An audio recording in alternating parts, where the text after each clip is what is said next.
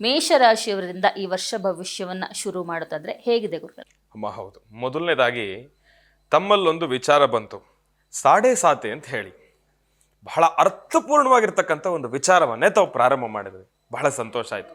ಯಾತಕ್ಕೋಸ್ಕರ ನಾನು ಈ ಮಾತನ್ನ ಹೇಳ್ತಾ ಇದ್ದೀನಿ ಅಂತಂದ್ರೆ, ಮೊದಲನೇದಾಗಿ ಮೇಷರಾಶಿನಲ್ಲಿರ್ತಕ್ಕಂಥವ್ರಿಗೆ ಸಾಡೆ ಸಾತಿ ಪ್ರಾರಂಭ ಆಗ್ತಾ ಇದೆ ಅಂತ ಒಂದಿಷ್ಟು ವಿಚಾರಗಳನ್ನು ನಾವು ಕೇಳ್ತಿದ್ದೀವಿ. ಅದು ಹೌದು, ಸತ್ಯ. ಮೇಷರಾಶಿನಲ್ಲಿರ್ತಕ್ಕಂಥವ್ರಿಗೆ ಸಾಡೆ ಸಾತಿ ಪ್ರಾರಂಭ ಆಗತ್ತೆ. ಆದರೆ ಒಂದು ವಿಚಾರ ಹೇಳ್ತೀನಿ, ಮೇಷರಾಶಿನಲ್ಲಿರ್ತಕ್ಕಂಥವ್ರಿಗೆ ಮಾತ್ರ ಹೇಳ್ತಾ ಇರ್ತಕ್ಕಂಥದ್ದೆಲ್ಲ, ಸರ್ವತ್ರಿಕವಾಗಿ ಹೇಳ್ತಾ ಇದ್ದೀನಿ. ಸಾಡೆ ಸಾತಿಯನ್ನ ಮೊದಲನೇದಾಗಿ ಏನೋ ದೊಡ್ಡ ಸಮಸ್ಯೆ ಅಂತ ದಯವಿಟ್ಟು ಯಾರು ತಿಳ್ಕೋಬೇಡಿ.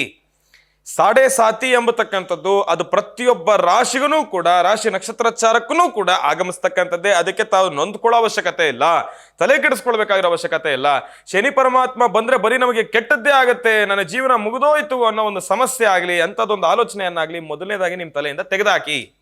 ಭಗವಂತ ಕಣ್ಣು ತೆಗೆದು ನೋಡಿದ್ರೆ ಒಬ್ಬ ತಿರುಕ ರಾಜನಾಗಬಲ್ಲ.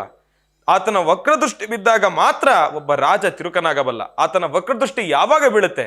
ನಮ್ಮ ಪಾಪದ ಕೊಡ ತುಂಬಿದಾಗ. ನಮ್ಮ ಪಾಪದ ಕೊಡ ತುಂಬಬಾರದು ಅಂತಂದ್ರೆ ನಾವು ಮಾಡೋ ಕೆಲಸದಲ್ಲಿ ಮೊದಲನೇದಾಗಿ ನಿಜಾಯಿತಿ ಇರಬೇಕು, ಸಮಾಜಮುಖಿಯಾಗಿರ್ತಕ್ಕಂಥ ಆಲೋಚನೆ ಇರಬೇಕು. ನಾನು ಮಾಡಿಕೊಳ್ಳೋ ಕೆಲಸ, ನಾನು ಮಾಡ್ತಕ್ಕಂಥ ಕೆಲಸದಲ್ಲಿ ಪರರಿಗೆ ನೋವಾಗದೇ ಇರೋ ರೀತಿ ನೋಡ್ಕೊಂಡಾಗ ಮಾತ್ರನೇ ನಮಗೆ ಪಾಪ ಕರ್ಮಗಳಲ್ಲಿ ತುಂಬತಕ್ಕಂಥದ್ದು ಇರೋದಿಲ್ಲ.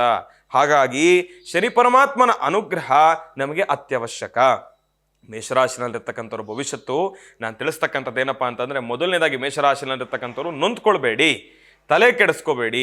ಸಾಡೆ ಸಾತಿ ಇದೆ ಅಂತ ಹೇಳಿ ಭಯಭೀತರಾಗ್ತಕ್ಕಂಥದ್ದು ಬೇಡ. ಭಗವಂತನನ್ನ ಪ್ರಾರ್ಥನೆಯನ್ನು ಮಾಡ್ಕೊಳ್ಳಿ, ಖಂಡಿತ ಒಳ್ಳೇದಾಗತ್ತೆ. ಮೇಷರಾಶಿ ಮೇಷಲಗ್ನ. ಮೇಷಲಗ್ನದಲ್ಲಿರ್ತಕ್ಕಂಥವ್ರ ಭವಿಷ್ಯತ್ತನ್ನು ತಿಳಿಸೋದಾದ್ರೆ, ಮೇಷರಾಶಿನಲ್ಲಿರ್ತಕ್ಕಂಥವ್ರು ತಾವು ಅಂದ್ಕೊಂಡಿರ್ತಕ್ಕಂಥ ಎಲ್ಲ ಕೆಲಸಗಳನ್ನು ಕೂಡ ಖಂಡಿತ ಕಾರ್ಯಸಿದ್ಧಿ ಪಡಿಸ್ಕೊಳ್ತೀರಿ. ಭಗವಂತನ ಅನುಗ್ರಹ ನಿಮಗಿದೆ.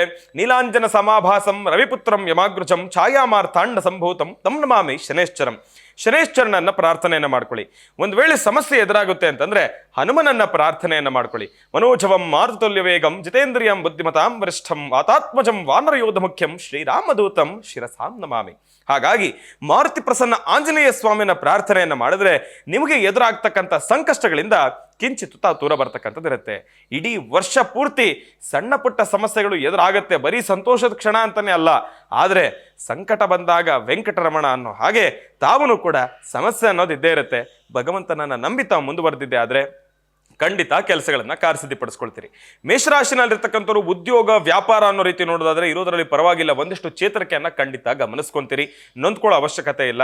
ಸಮಸ್ಯೆಗಳು ಎಂಬತಕ್ಕಂಥದ್ದೇನಿಲ್ಲ. ಆರೋಗ್ಯದ ಸಮಸ್ಯೆಲ್ಲೂ ಕೂಡ ಪರವಾಗಿಲ್ಲ, ಸಣ್ಣ ಪುಟ್ಟ ಎದುರಾಗುತ್ತೆ, ಏನು ಯೋಚನೆ ಮಾಡುವಂಥ ಅವಶ್ಯಕತೆ ಇಲ್ಲ. ಅದೆಲ್ಲವೂ ಕೂಡ ಬಂದಂಗೆ ಅದಾಗದೆ ಕ್ಲಿಯರ್ ಆಗುತ್ತೆ. ಟೆನ್ಷನ್ ಮಾಡ್ಕೊಳ್ಳೋ ಅವಶ್ಯಕತೆ ಇಲ್ಲ. ಒಳ್ಳೆದಾಗ್ಲಿ, ಶುಭವಾಗ್ಲಿ. ರಾಶಿಗಳಲ್ಲಿ ಮುಂದಿನ ರಾಶಿ ವೃಷಭ ರಾಶಿ.